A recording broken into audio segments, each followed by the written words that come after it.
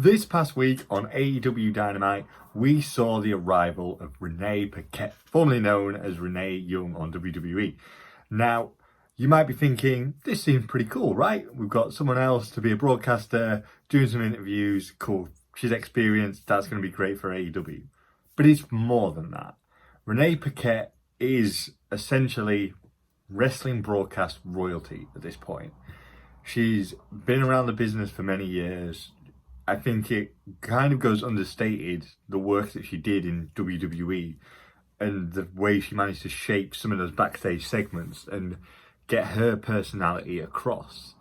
It's not easy to do that within the confinements of live TV as it is, let alone with the crazy world of WWE and Vince McMahon trying to pull the strings and things change in the last second. But she managed to do that. She also managed to pretty much single-handedly make Talk Is Smack an amazing thing. Yes, you had Bryan Danielson on there as well, and their chemistry together was fantastic.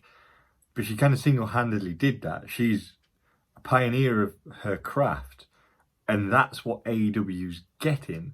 They're not just getting another person on the broadcast team, they're getting someone that's at the height of their game, who's gonna bring in new ways of looking at things. And if you listen to Renee's podcast, she said on a recent episode of The Sessions that she's looking forward to that process of putting ideas out there, obviously not booking things and saying things that need to happen in the ring, but helping within those confinements of the backstage area, which has become a trope in AEW now, as they kind of just go to the next guest in the backstage area to set up a feud or set up a match in a week's time. That's just the same thing regurgitated over and over and over, whereas now, hopefully, we get a bit of input from Renee there, who's done this in the past, who's managed to do it in WWE, where the confines and restrictions upon her would have been far greater than they will be in AEW.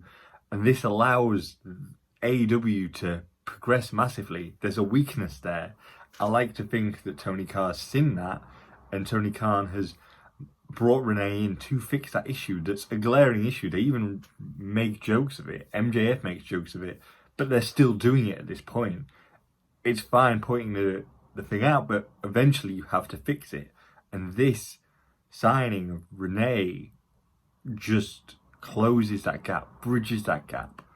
It allows that whole experience to happen in a way that we need it to. And the great thing about this is I can just see this elevating the product on a weekly basis. It's going to get rid of the tropes that we're fed up of. It's going to allow Renee to have some personality. It's going to allow her to grow.